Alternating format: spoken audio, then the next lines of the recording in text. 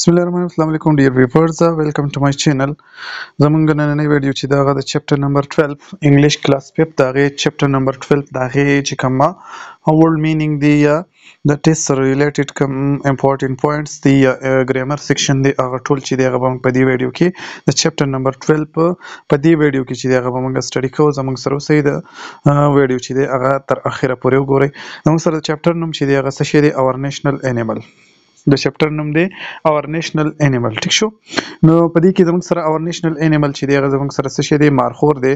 د مارخور دا امپورټنت پوینټ دی ما راوځي کړی دی. مارخور چې دی د دې معنی څه ده؟ کیل سنیکس یا ماران خوړونکی. ټیک شو.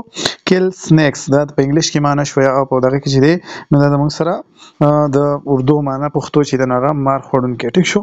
بل زموږ سره راځي نیشنل انیمل. دا زموږ سره د پاکستان نیشنل انیمل چې دی هغه مارخور دی. مارخور چې دی نو دا وایي زموږ سره بل چې دی سیمبل دا د څه شي سیمبل دی؟ دا مارخور دا زموږ سره د بریوري د بادرۍ او د انټیلیجنس څه دی؟ مارخور دا د هغې سیمبل دی. ټیک شو.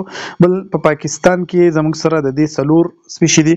داسې کوېسچن هم راتلی شي چې د مارخور څومره سپیشي دي په پاکستان کې او یا د مارخور څومره سپیشي دي په ایشیا کې. نو په ایشیا کې زموږ سره 15 سپیشیز دي او په پاکستان کې د مارخور څو سپیشیز دي؟ څلور سپیشیز موجود دي، څلور ټایپس یې موجود دي.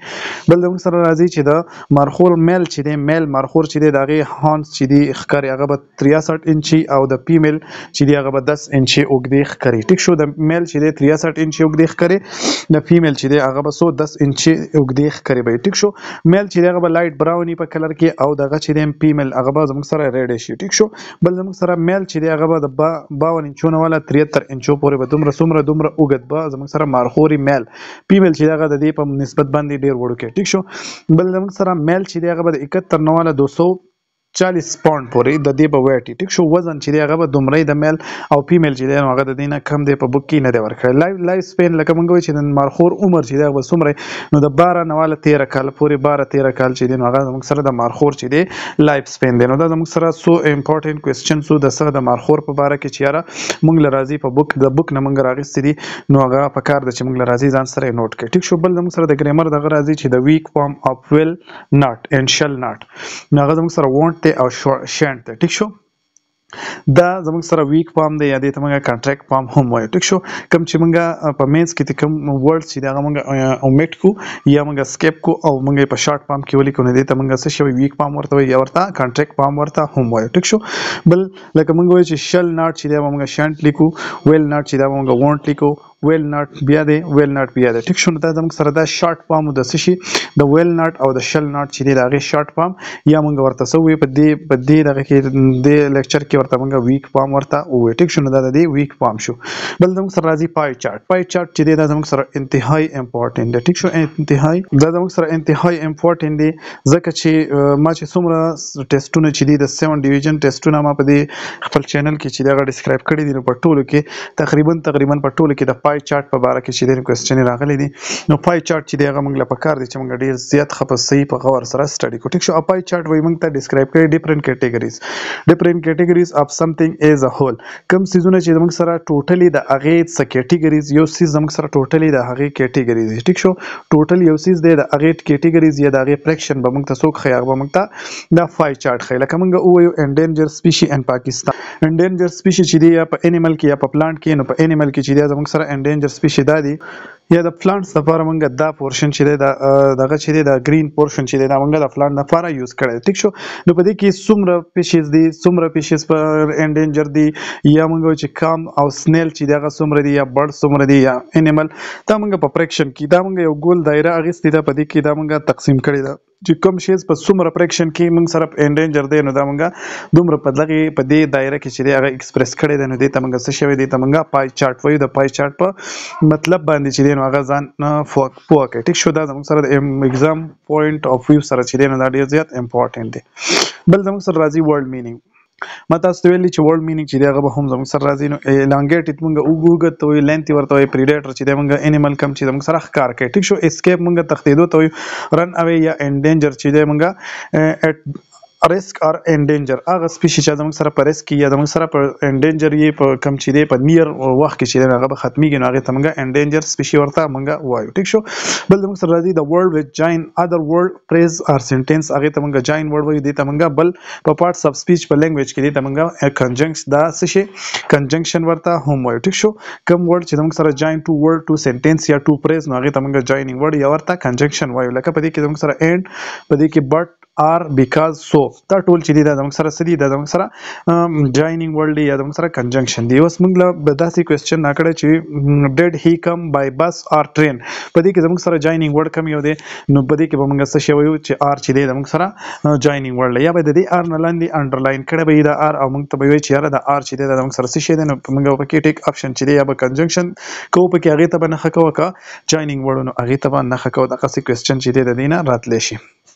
بل زموږ سره joining word چې دی د هغې مثالونه but because so because یا so یا and دا ټول چې دی دا که داسې word زموږ سره په سنټنس کې راغله نو موږ وایو چې دا زموږ سره څه شی دی دا زموږ سره joining word یا conjunction دی ټیک شو.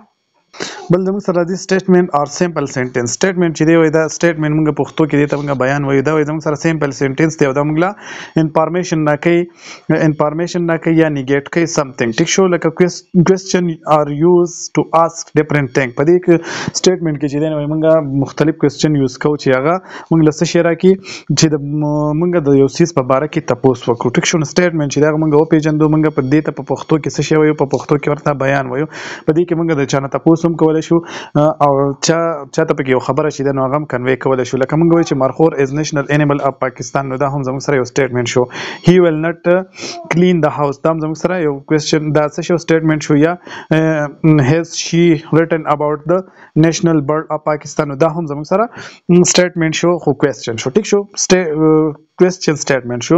یا ویل دی جاین اس نو دا هم زموږ سره څه شي دا سټیټمنټ دی خو سره کوېسچن دی نو ټول سنټنس چې دی هغه زموږ سره صحیح یو سټیټمنټ یو بیان یې ټیک شو په هغې کې موږ ته یو میسج راغلی یا پکې موږ کوېسچن چې دی هغه تپوس کړی ټیک شو.